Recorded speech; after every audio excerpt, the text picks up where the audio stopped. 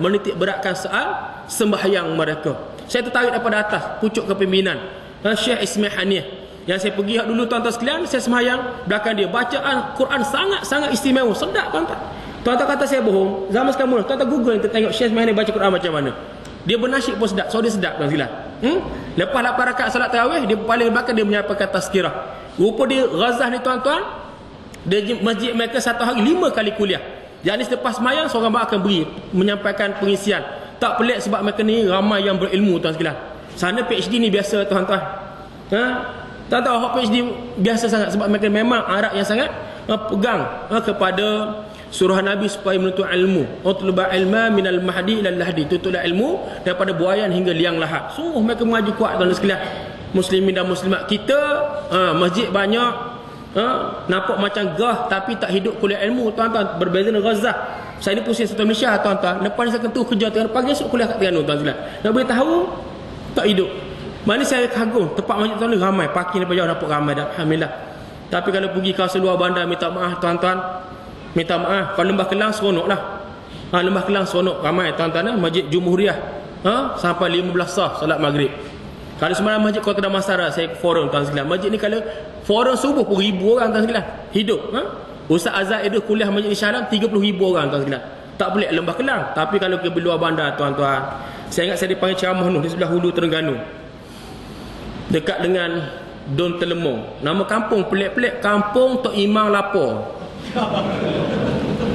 Kampung Tok Imam Lapor. Kalau Tok Imam Lapor, makmum tabak kebulu. 7 orang yang mari tuan sekalian. Sabar dah tuan-tuan sekalian. 7 orang yang tuan-tuan sekalian dah. Sebab tu akhirnya buat ibadah pun tanpa mengaji. Contoh kalau pergi Mekah tuan sekalian, Allah.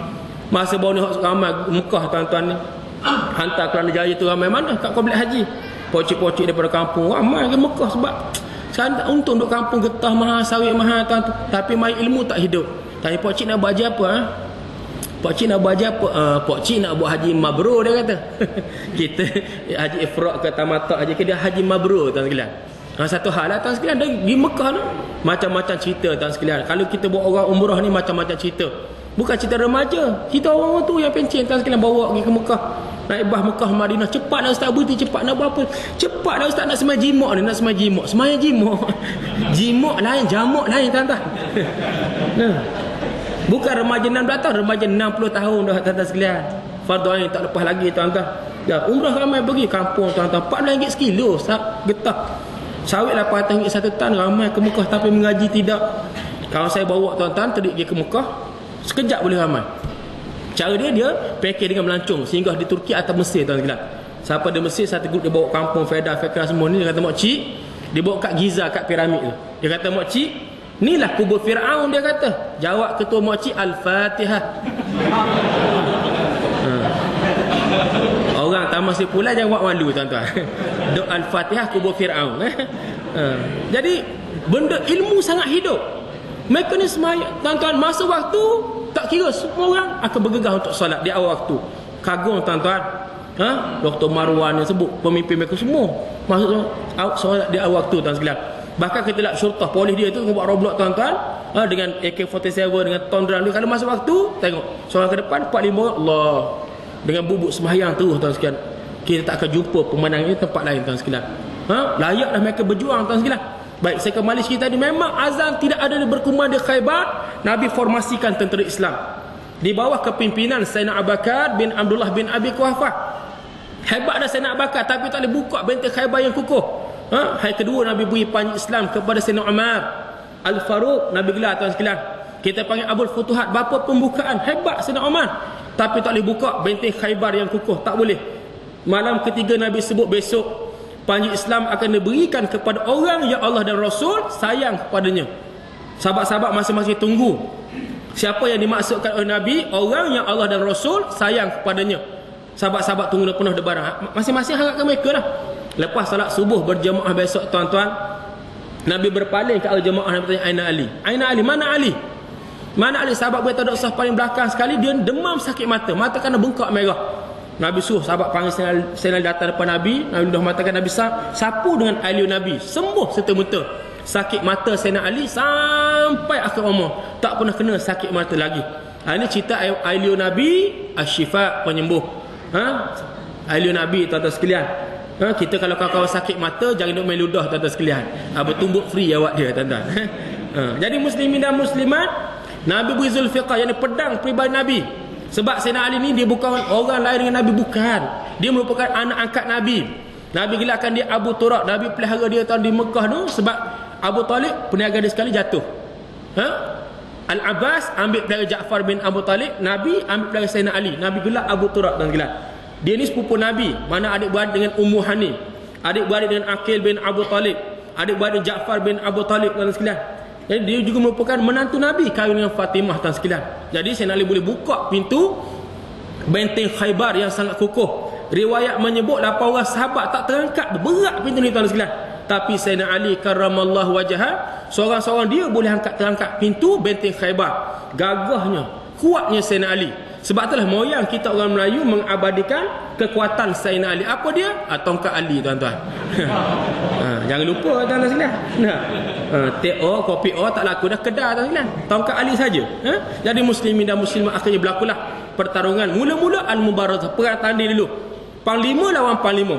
Samalah perang Islam tuan sekalian. Zaman perang Badar, Yaumul Furqan, 3 lawan 3. Sayyidina Ali tuan sekalian, dengan Sayyidina Hamzah dengan Ubadah Al-Harith lawan 3 panglima musyrikin. Tuan sekalian, lawan dengan 3 panglima musyrikin tuan sekalian. Nak beritahu dibunuh ketiga panglima musyrikin. Kalau perang Uhud tuan sekalian, Talhah bin Abu Talhah panglima musyrikin lawan dengan siapa dia tuan sekalian? Zubair Al-Awam, sepupu Nabi. Kali ini tuan sekalian lawan dengan Al-Murahib panglima Yahudi. Menang, dibunuh Al-Murahab atau Marahib tuan-tuan. Akhirnya perang secara terbuka berlakulah. Orang Islam, tentera Islam, mereka berjuang bersungguh-sungguh. Nabi SAW bersabda, "Man qatala litakuna kalimatullahi al-ulya fahuwa fi sabilillah." Barang siapa yang berjuang, barang siapa yang berperang untuk meletakkan kalimat Allah pada suatu tempat yang tinggi, maka sesungguhnya dia pada jalan Allah. Menang tentera Islam, 83 Yahudi telah berjaya dibunuh tuan sekalian. Termasuk Huyai bin Akhtab, ni ketua Yahudi Bani An-Nadir tadi, dibunuh tuan-tuan. Nabi bertakbir Allahu Akbar, Allahu Akbar, Allahu Akbar, menterjemahkan rasa gembira Nabi di atas kemenangan Islam di benteng Khaybar. Tetapi tuan-tuan kena ingat, kejahatan Yahudi tak pernah padam. Hati mereka sangat kotor tuan-tuan sekalian. Mereka sangat memusuhi orang beriman, sebagaimana yang difirmankan oleh Allah dalam Al-Quran. Ayat yang sentiasa kita ingat, tuan-tuan sentiasa baca Al-Quran. La tajidanna ashaddan nasi adawatan lil ladzina amanu al-yahud wal ladzina asyraku. Kamu akan mendapati manusia yang kuat permusuhannya, yang kuat kebenciannya kepada orang-orang yang beriman, al-yahud, orang-orang Yahudi, dan orang-orang yang menyekutukan Allah. Kali ini mereka buat macam mana? Mereka gunakan perempuan nama Zainab binti Al-Harith, perempuan Yahudi. Di mana Zainab binti Al-Harith tuan-tuan sekalian, dia panggang dari kambing. Dia tahu Nabi suka makan kambing. Ini satu hal juga, ustaz-ustaz di Kuala Lumpur tuan-tuan suka benar makan kambing tuan sekalian. Jom Syekh, dia kata pagi ni Rausya setelah pagi, kedai kambing ke darat kambing. Makanan sunnah dah, betul lah kambing makanan sunnah, tapi cara makan kita tak sunnah tuan-tuan. Dah order sepinggan besar tu, orang Arab, saya Arab, kita seorang makan RM25 makan tuan, belasah kambing sendawa 7 harakat tuan sekalian. Dah Nabi ke perang Ahzab, Nabi cobek bagi kawan sahabat-sahabat memakan tuan sekalian, berkongsi tuan sekalian. Kita tak sunnah cara kita makan. Memang kami ni makanan sunnah. Nabi suka tuan sekalian. Jadi rupa dia sapu racun pada bahagian peha. Dia tanya sahabat Nabi suka bagaimana, sebagai peha dia sapu racun tuan sekalian. Ini Zainab binti Al-Harith dihidang pada Nabi kita tuan sekalian. Dihidang. Nabi kita kunyah perlahan. Nabi kunyah perlahan. Tiba-tiba tulang kambing bercakap, ini mukjizat. Tulang kambing bercakap, beritahu bahawa daging tadi racun. Nabi keluarkan kembali kunyahan tersebut, tetapi sisa racun telah menyerap masuk ke tubuh Nabi sallallahu alaihi wasallam yang membawa sakit yang berpanjangan. Terutama balik daripada peristiwa Hajjul Wada, haji perpisahan, haji terakhir, atau digelar Haji Rasul, Haji Rasul, bulan Zulhijjah tahun 10 Hijrah tuan-tuan sekalian. Ni cerita Yahudi, maka tak pelik tuan-tuan sekalian. Di sepanjang zaman mereka buat onar kepada orang beriman. Ingat sejarah pemerintahan Sayyidina Uthman bin Affan. Daripada tahun 23 Hijrah Sayyidina Umar mati kena bunuh, dilantik Sayyidina Uthman dibaiat sebagai khalifah. Tahun 35 Hijrah dia mati dibunuh tuan sekalian. Di mana Abdullah bin Sabah, seorang Yahudi, daripada Yaman datang ke Madinah dan menyamar sebagai Islam, buat tindakan provokatif, hasut orang Islam biar benci kepada Sayyidina Osman bin Affan. Akhir Sayyidina Osman bin Affan mati kena bunuh. Ingat khalifah paling hebat kerajaan Utsmaniyah Turki, khalifah ke-7, nama Sultan Muhammad bin Murad, atau paling popular disebut Muhammad Al-Fatih. Sebab dia boleh buka kota Konstantinopel. 1453 dia orang boleh buka kota Konstantinopel. Mana raja paling baik, tuan sekalian? Raja paling hebat disebut Nabi. Tadi tuan-tuan sekalian, Mustafa Jokobun Yahudi, dia yang racun Sultan Muhammad Al-Fatih.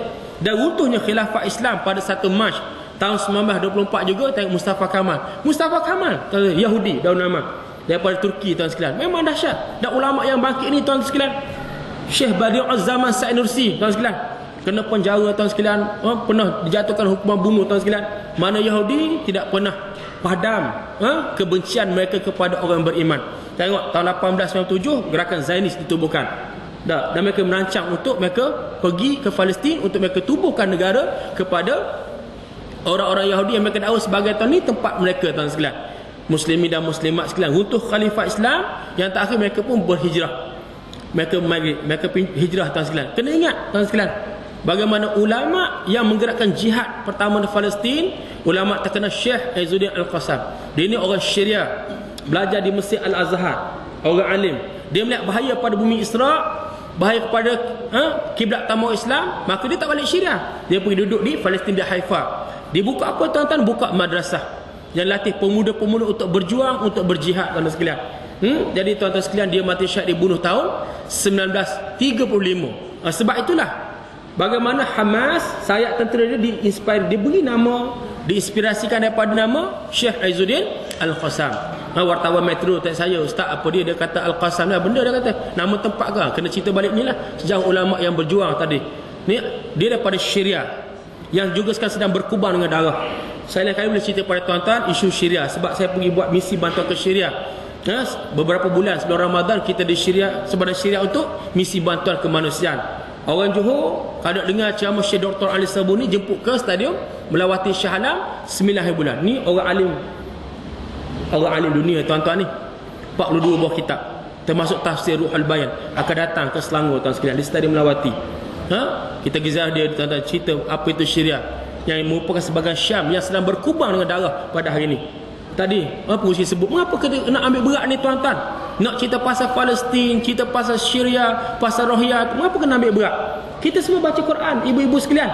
Kita baca innamal mu'minuna ikhwah, sesungguhnya orang-orang mukmin itu bersaudara. Kita mendengar hadis Nabi sallallahu alaihi wasallam bahawa keucanan itu, keprihatinan ialah, tuan-tuan, ialah satu kemestian kepada orang beriman. Jangan tak peduli, tuan-tuan. Dah, kakak, ibu-ibu kita relax petang-petang depan TV. Dah, tengok sinetron Indonesia. Tengok bawang putih, bawang merah. Siapa terlupa bawa bawang kat dapur. Kita lagi relax depan TV, kat kedai tengok The Rock, Undertaker, Smackdown, tuan sekalian. Tak peduli, ramai mana jenis tak peduli, tuan sekalian. Dia kata apa, sibuk-sibuk jauh Palestin, dia kata. Dah, tepi rumah kita susah lagi. Macam-macam lah. Cara untuk melemahkan semangat bantuan tu macam-macam, tuan sekalian.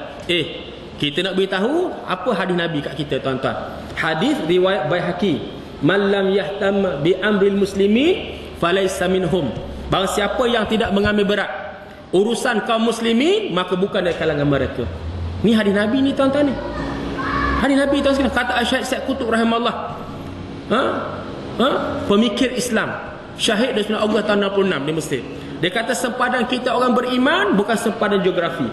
Sempadan kita orang beriman bukan sempadan negara bangsa, bukan nation state. Tetapi sempadan kita orang beriman ialah sempadan akidah, sempadan la ilaha illallah. Di mana-mana dunia ni ada mengucap kalimah syahadah, kita saudara kita dan wajib kita bantu jika mereka susah, tuan-tuan sekalian. Tuan-tuan, kalau nak bercerita pasal Gaza pada hari ini, masya-Allah, tuan-tuan sekalian. Saya tak tergambar kesulitan, kejerihan, kepayahan yang mereka alami, tak tergambar, tuan-tuan sekalian. Beberapa kali kita masuk Palestin buat misi bantuan, dan kita ada kilang roti, kita ada makmal komputer, tuan sekalian. Dan walaupun saya tantangan bagi pihak Muslim Care untuk kita buat masjid, itu kita buat program di Stadium Melawati, Kutipan Lembah Kelang, kita sasar 1 juta, tuan-tuan, untuk bina masjid. Dapat di Khan Yunis, tapak, tuan-tuan, kita terus jalan projek buat masjid. Mengapa, tuan-tuan sekalian? serangan operasi Kasli yang pada 7 Disember